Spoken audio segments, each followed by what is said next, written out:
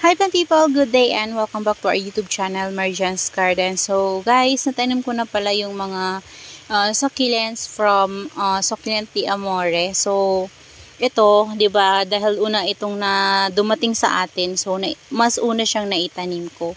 So inisprayhan ko nga siya guys, so para malinisan siya. So basa siya kasi umulan ngayon guys. So nisprayan ko siya, so basa yan siya. Pero okay lang yan guys, hindi naman maarte si Purple Delight. And halos sila naman lahat guys ay inisprayan ko dito.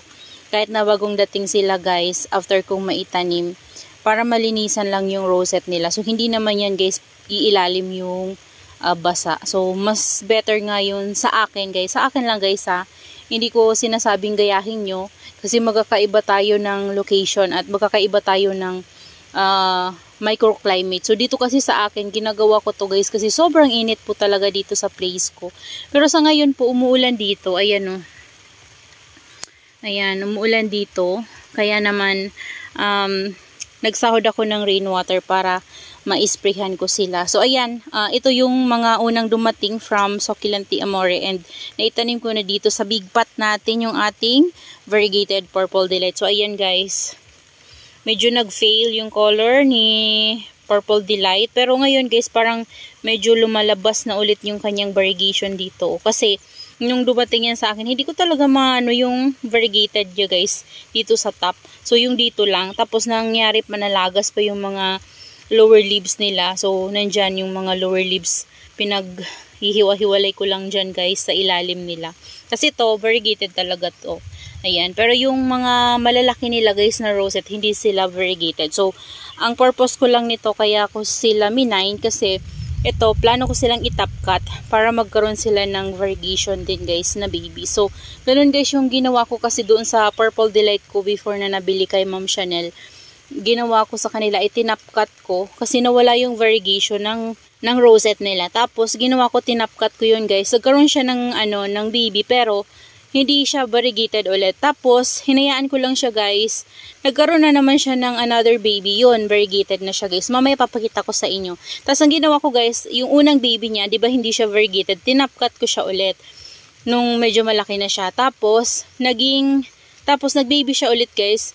May pagka-variegation na siya ulit. So, mamaya, pakita ko sa inyo guys. So ganun guys yung gagawin ko rin dito. Baka sakali lang guys ha. Pero hindi naman 100% magiging successful yung ating cutting sa kanila na magiging variegated talaga sila. So baka sakali lang ako. Ayan.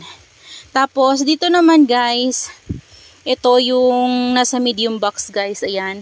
Bagong tanim ko lang talaga sila. Ayan. Ito yung ating kan-kan. Ayan. Ano pa sila guys oh. Yupi-yupi pa. Ayan, tapos ito yung ating lingwas. Ayan, nagkaroon na sila ng mga ganito kasi sobrang tagal guys. Imagine 6 days siya guys papunta dito sa atin kasi sobrang delay talaga guys ni LBC. Ayan, dumating na yung small.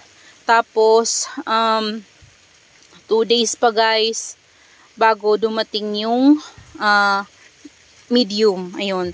Tapos ito guys yung sa unang box natin, yung sa small. Ayan, na rin siya guys, naka-adapt na siya ng weather dito sa atin. So, bumuka yung rosette niya. Tapos, nagkaroon ng color yung gitna ng rosette niya guys. Ayan o.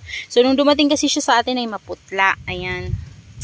So, yan yung galing kay Succulent Di Amore. Ayan guys. Tapos, ito yung sinasabi ko sa inyo guys na variegated Purple Delight ko.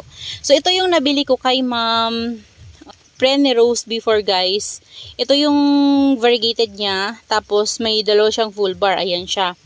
Tapos dito non-var siya guys. So tinry ko din siyang i-top cut pero wala. Hindi siya guys nagkaroon ng variegated. Ayan, variegation sa new baby niya. Pero tingnan natin guys kapag lumaki siya or kapag may bagong pop na lumabas sa kanyang stem. So ito yung sinasabi ko sa inyo na nabili ko before kay Ma'am Chanel na variegated pero nawala yung variegation niya. So, tinapkat ko siya dito. Tapos, kasi nawala nga yung variegation niya, diba? Tapos, nag-baby siya ito. Yung baby niya. Tapos, nung malaki na siya, guys, nagkaroon siya ulit ng baby dito. Ayan na siya, guys. Variegated na siya. Yan. Tapos, ginawa ko, tinapkat ko ulit dito guys, para magkaroon siya ulit ng baby. So, ito na siya, parang may variegation na siya guys. Pero not sure pa kasi, baby pa siya, hindi pa gaanong kita. Pero sa tingin ko parang meron siya kasi, kapag meron siyang variegation guys, makikita mo kasi medyo fail yung color niya, compare dito guys, oh. Ayan, oh, tingnan nyo. O, diba? So, yan, ito ang ganda ng pagka-var niya guys, oh. Yan guys. So, yung iba natin na succulents from Succulenti Amore ay nandito. Nandito guys, tinabi ko doon sa succulent galing kay Ma'am Connie. Ayan, ito yung ating variegated na Mendozae. Ayan, sana mabuhay ko na to guys dito sa lowland. Tapos ito naman na variegated apricot. Ayan. So, dyan ko sila guys tinabi kasi wala na tayong pot. So, ayoko naman sila guys i-separate sa small pot kasi baka mamaya ma-neglect ko silang diligan. So, mas maganda na yung dyan na lang. At makalis na rin tayo guys ng space. Ayan. Tapos yung ating variegated naman guys na Huerti ay nandito. Ayan, dito ko siya nilagay. So, yung nilagay ko sa kanya ay garden soil lang and then fresh na risal. Ayan. Dito ko lang muna guys nilagay kasi wala akong mapaglagyan sa kanila. Tapos dito naman guys, ayan, ito yung paso ko dati pa. So, yan yung paso ni Ghosty. So, yung Ghosty kasi guys ay nilipat ko doon sa ating white pot.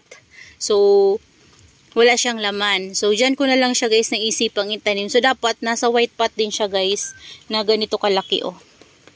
Ayan, kaso lang feeling ko maliit sa kanya yung pot na ganito. Kaya naman, naisipan ko na dyan na lang guys sa black pot. Wala na kasi ako guys ibang pot na malaki na white. So, yan lang. Yan, saktong-sakto sa kanya guys yung laki ng pot na yan. Oh. Kasi napakalaki pala ng pink kalangkawi na to guys. Kaso lang, nag-itiliate na yung kanyang mga ano guys, oh, top. So, siguro mamumulaklak siya. Ayan, parang mamumulaklak or na sobrahan na siya guys sa ano. Pero parang mamumulaklak siya guys eh. Ayan, kaya lumiit yung kanyang mga rosette. Pero pwede natin yan guys i-top cut para magkaroon siya ng baby. Ayan. So pwede natin yang ma-propagate. Yan guys. Tapos yung iba natin ay nandun sa kabila. Ito na guys yung ating cyc galing kay Succulenti Amore. Ayan, meron siyang baby. Hiniwalay ko.